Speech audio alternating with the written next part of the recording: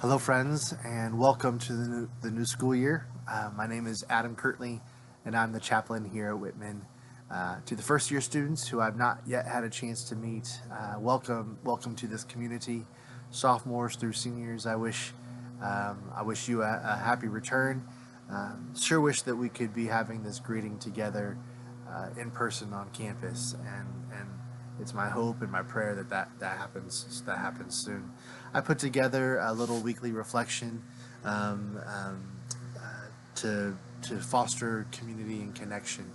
And this is my first one since the end of the academic year in May. What a summer it has been, and what a strange time we find ourselves in right now.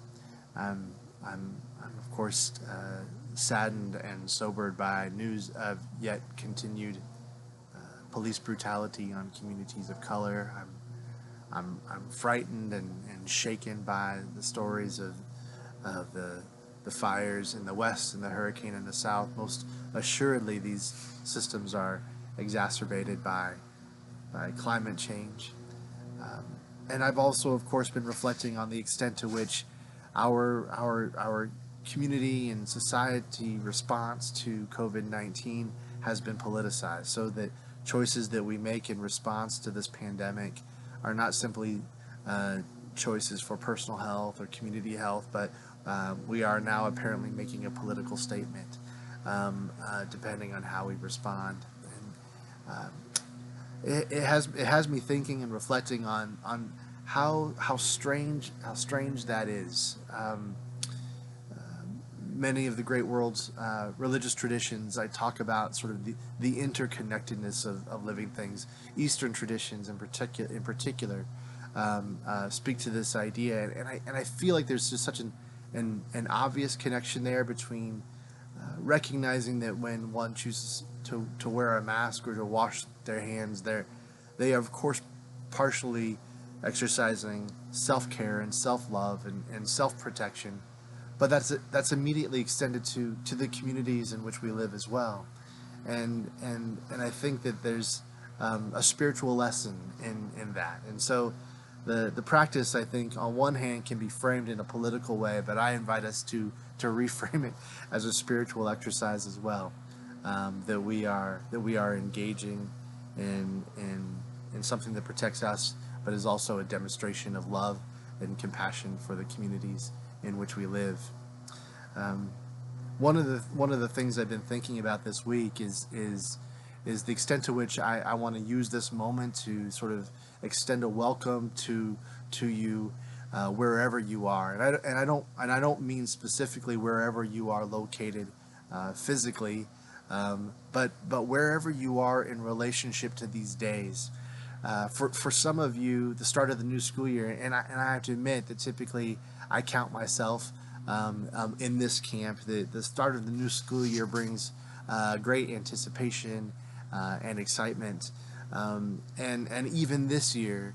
There are those of us who are excited to dive in to this experience and to the Whitman community. I'm heartened by how many of my friends on the faculty have been working so hard to create an academic experience that is on par with the traditional sort of Whitman academic experience, and I can certainly speak to the fact that those of us who are on the co-curricular side, who are thinking about how we might support the Whitman community and our students in lots of different ways outside of the classroom. There's a robust offering. There's a vast invitation to folks who want to to dive into the programming, to form relationships, to enrich their experience through clubs and organizations and other activities. That's there, and those of us who are putting together hope that is resonant, and that folks want to engage with us on that level. It is also true, however, that there are going to be some in our community who need to engage academically, but when class is done, it's time to turn their attention elsewhere to things that are not traditionally part of the Whitman community. Maybe it's turning your attention to your family or to the other circumstances of your home life, and getting on line for more sort of virtual connection doesn't feel resonant with you. And I guess I want this welcome to include the fact that wherever you are, we are here for you, to meet you and to support you. So if you are all in, so are we. If you are taking a step back, we'll be here, and we are ready to meet you where you are. And the last thing I'd say, I think it's worth naming the fact that where you are today might not be where you are tomorrow. And the response to that, I think, is to be patient with yourself and with each other. These are difficult and challenging days. There's also tremendous beauty to behold, and hope and opportunity for growth. And I hope, and it's my prayer that this is that the full breadth of those experiences are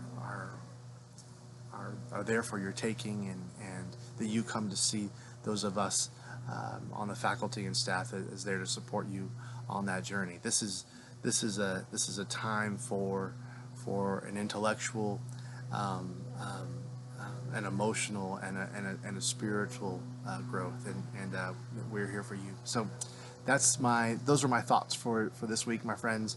I hope you take good care of yourselves and each other, and we'll look forward to seeing you around soon.